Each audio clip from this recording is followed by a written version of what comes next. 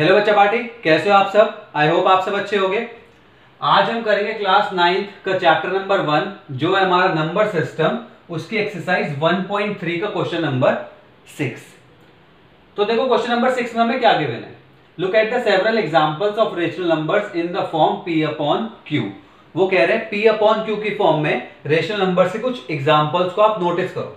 तो देखो कुछ एग्जांपल्स मैं यहाँ पे लिख देता हूं। सपोज हमने लिखा 3/5, ठीक है, हमने लिख दिया 7/2, हमने लिख दिया 7/3 एंड आप लिख लो 5/2।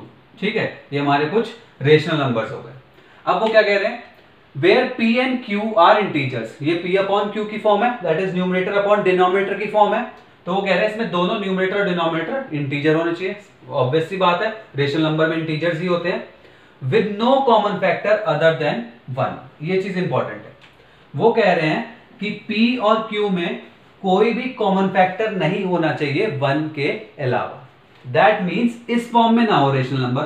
सपोज मैंने लिखा 5/15, तो देखो ये 5 और 15 अभी सिंपलेस्ट फॉर्म में कन्वर्ट हो सकता है। कैसे, मैंने कहा 5 1 5, 5 3 15। अब ये जो नंबर आया 1/3, ये सिंपलेस्ट फॉर्म है। इन दोनों के बीच में सिर्फ एक ही कॉमन फैक्टर है, वो है 1। लेकिन जब ये 5/15 लिखा था तो इन दोनों के बीच में एक 5 भी कॉमन फैक्टर था।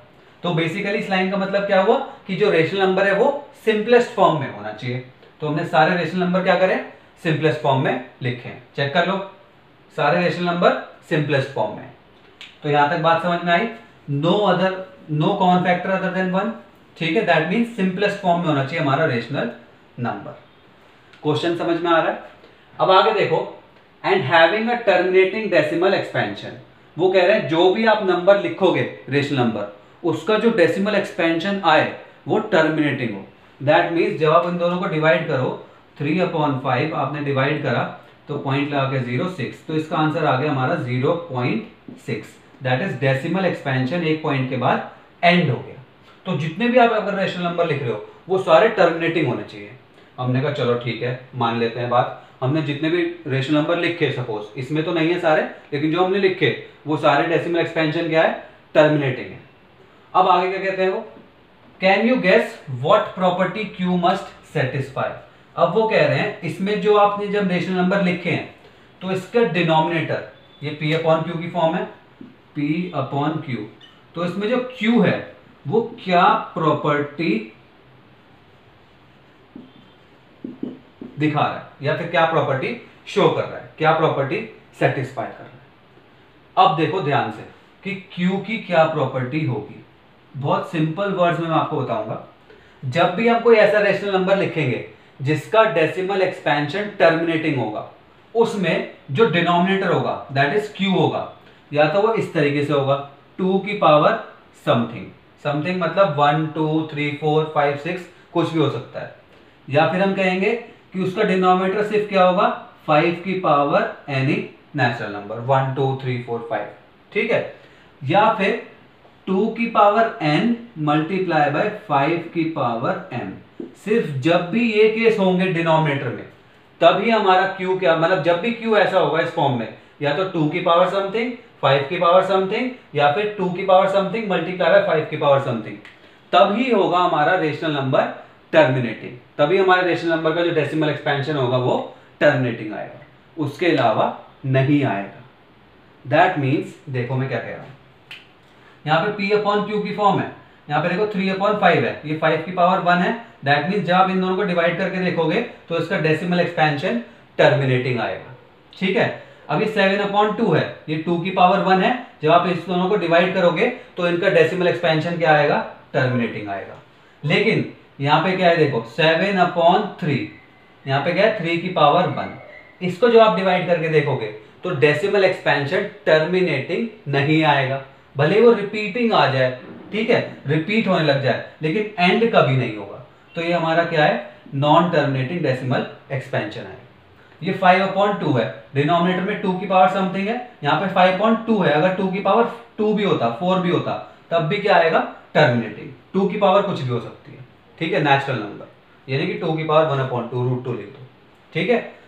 तो ये क्या हो गया हमारा टर्मिनेटिंग डेसिमल एक्सपेंशन। अब मुझे बताओ, एक चीज पूछ रहा हूं आपसे कि अगर हमने लिखा 2 अपॉन सपोज 2 की पावर 2 मल्टीप्लाई बाय 5 की पावर 2, अब बताओ क्या ये हमारा टर्मिनेटिंग डेसिमल एक्सपेंशन आएगा डिवाइड करने के बाद? आप कहोगे सर बिल्कुल आएगा।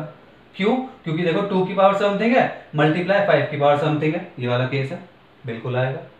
एक और केस बताओ, मैं लिखा सपोज 2 अपॉन 3 मल्टीप्लाई बाय 5, अब बताओ क्या ये टर्मिनेटिंग डेसिमल एक्सपेंशन आएगा? आप कहोगे बिल्कुल नहीं आएगा। क्यों नहीं आएगा? क्योंकि यहाँ पे 5 तो है लेकिन साथ में 3 भी है, और मैंने क्या कहा, या तो सिर्फ 2 होना चाहिए या सिर्फ 5 होना चाहिए, या फिर 2 की पावर समथिंग मल्टीप्लाई बाय 5 की पावर समथिंग। बात समझ में आ गई? क्या होना चाहिए? जब ये 3 केस होंगे तभी टर्मिनेटिंग डेसिमल एक्सपेंशन आएगा, वरना नहीं आएगा। ठीक है, अब इसको मैं आपको लैंग्वेज में लिख के दिखाता हूं, मैथमेटिकल लैंग्वेज में। अब देखो आप इसे लिखोगे कैसे? आप इसे ऐसे लिख सकते हो, the prime factorisation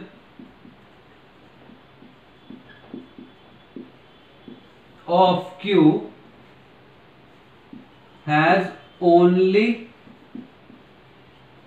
power of 2 और पावर ऑफ 5 और बोथ। अब इसका मीनिंग क्या हुआ? देखो, जब आप इसके प्राइम फैक्टर निकालो Q के, तो उसमें क्या होने चाहिए? या तो पावर ऑफ 2 होनी चाहिए सिर्फ, ये मैंने आपको बताया, या फिर पावर ऑफ 5 होनी चाहिए, या फिर दोनों की पावर। यही हमने यहाँ पे शो कर दिया। क्वेश्चन समझ में आ गया? वो कहते हैं जब भी आप रेशनल नंबर लिखोगे एंड उसका डेसिमल एक्सपेंशन टर्मिनेटिंग होगा, तो उसके डिनोमिनेटर की क्या प्रॉपर्टी होगी, दैट इज Q की क्या प्रॉपर्टी होगी, तो हमने प्रॉपर्टी बता दी। तो ये था हमारा क्वेश्चन नंबर 6। अगर आपको वीडियो पसंद आई हो तो लाइक कर देना एंड कमेंट बॉक्स में भी बताना कैसी लगी, और चैनल को सब्सक्राइब कर देना, बेल आइकन दबा देना।